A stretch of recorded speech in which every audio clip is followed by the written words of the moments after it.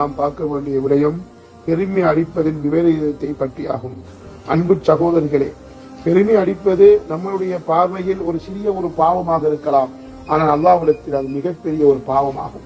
ஏனென்றால் அல்லாஹ்வின் தூதர் சொன்னார்கள், பெருமை என்பது அல்லாஹ்வுடைய போர்வையாகும். அந்த போர்வையுடன் யார் சண்டை பிடிப்பதற்கு விரும்புகிறார்களோ அல்லாஹ் அவர்களை தண்டிப்பான் என்பதாக அல்லாஹ்வின் தூதர் சொல்லி காட்டினார்கள். அன்பு சகோதரர்களே, பெருமை அடிப்பதினால் நாம் ஒரு காலமும் சொர்க்கம் அடைய முடியாது. அல்லாஹ்வின் தூதர் சொன்னார்கள், லா யதுகுலுல் ஜன்னah மன் கான ஃபீ கல்பிஹி மிஸ்காலு தர்ரத்தின் மினல் கிப்ர். யாருடைய உள்ளத்தில் அணுவளவு பெருமை இருக்குகிறதோ அவர் சொர்க்கம் நுழைய முடியாது என்பதாக சொன்னார்கள். அன்பு சகோதரர்களே, இந்த ஹதீஸை சொன்ன நேரத்தில் ஒரு சஹாபி எழுந்து கேட்குகிறார், யா ரசூலல்லாஹ், ஒரு மனிதன் அவருடைய ஆடை அவருடைய செருப்பு அழகாக இருக்க வேண்டும் என்பதை விரும்புகிறான், இது பெருமைக்குள் வருமா என்று கேட்டதற்கு அல்லாஹ்வின் தூதர் சொன்னார்கள், இன்னல்லாஹ ஜமீலுன் யுஹிப்புல் ஜமால். அல்லாஹ் தஆலா அழகானவன், அழகையே அல்லாஹ் விரும்புகிறான். பெருமை என்பது என்ன தெரியுமா? பத்ருல் ஹக் வ கம்துன் நாஸ் என்பதாக சொன்னார்கள். பெருமை என்பது ஹக்கை மறைப்பதும் ஹக்கை மறுப்பதும், அதே போன்று மனிதர்களை தாழ்வாக கருதுவதுமே பெருமை என்பதாக அல்லாஹ்வின் தூதர் சொல்லி காட்டினார்கள்.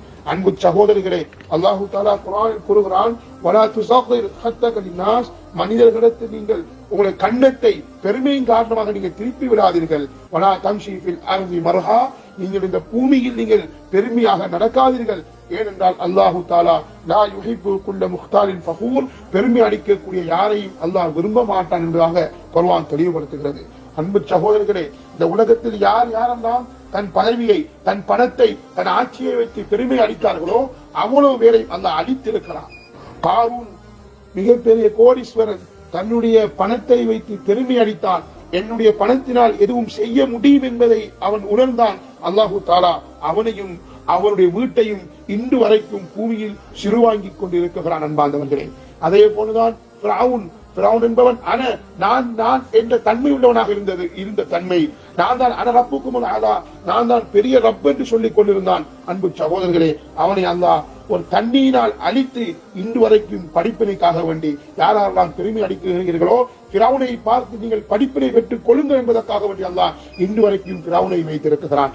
அன்பு சகோதரர்களே, நாம் அழகான வீடு கட்டுவது, அழகாக வாகனம் ஓடுவது, அழகான ஆடை அணிவது, அழகாக செருப்பு அணிவது அது பெருமை அல்ல. ஆனால் இந்த ஆடை அணிவதன் மூலமாக நான் யாரும் அணியாத ஆடை அணிந்திருக்கிறேன், யாரும் அணியாத ஷூ போட்டு இருக்கிறேன், இந்த ஷூ எங்கேயும் வேற யாரும் எடுக்க முடியாது என்று இப்படி சொல்வதுதான் பெருமை. அன்பார்ந்தவர்களே, ஒரு தடவை அல்லாஹ்வின் தூதர் ஒரு மனிதன் இடது கையினால் சாப்பிட்டுக் கொண்டிருந்தார். அல்லாஹ்வின் தூதர் சொன்னார், நீங்கள் வலது கையால் சாப்பிட்டுக் கொள்ளுங்கள் என்று கூறிய நேரத்தில் அந்த அடியான் சொன்னான், எனக்கு சாப்பிட முடியாது, நான் இடது கையினால் தான் சாப்பிடுவேன் என்று பெருமையுடன் கூறினான். அன்பு சகோதரர்களே, அல்லாஹ் அவனுடைய கையை தன் வாய்க்கு உயர்த்த விடாமல் ஆக்கிவிட்டான். அன்பு சகோதரர்களே, மூசா அலைஹிஸ்ஸலாத்து வஸலாம் அவர்கள் ஒரு நபி, ஒரு மிகவும் முக்கியமான ஒரு நபி. அவர் ஒரு சந்தர்ப்பத்தில் நான் தான் அறிவாளி என்று அல்லாஹ்விடத்தில் இன்ஷா அல்லாஹ் என்ற வார்த்தை சொன்னாமல் தன்னை பெருமை அடித்தார். அல்லாஹ் இவரை சோதித்தான். எவ்வாறு?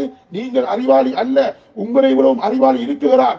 நீங்கள் உங்களுடைய ஒரு கூட்டில் மீனை எடுத்துக்கொண்டு கடலோரமாக போங்கள், அங்கே எங்கே மீன் விடுகிறதோ அங்கே ஒருவர் இருக்கிறார், அவரிடம் சென்று படித்து விட்டு வாருங்கள் என்று அல்லாஹு தஆலா மூசா அலைஹிஸ்ஸலாத்து வஸலாம் அவர்களை, ஒரு நபியை ஒரு வழியிடம் அனுப்பி, ஹிதர் அலைஹிஸ்ஸலாத்து வஸலாம் அவர்களை அனுப்பி பெருமையை அடிப்பதன் விவேகத்தை அதன் மூலமாக அல்லாஹ் அவருக்கு விளங்கப்படுத்தினார். அன்பு சகோதரர்களே, பெருமை அடிப்பதினால் அல்லாஹ்வின் கோபம் உண்டாகிறது.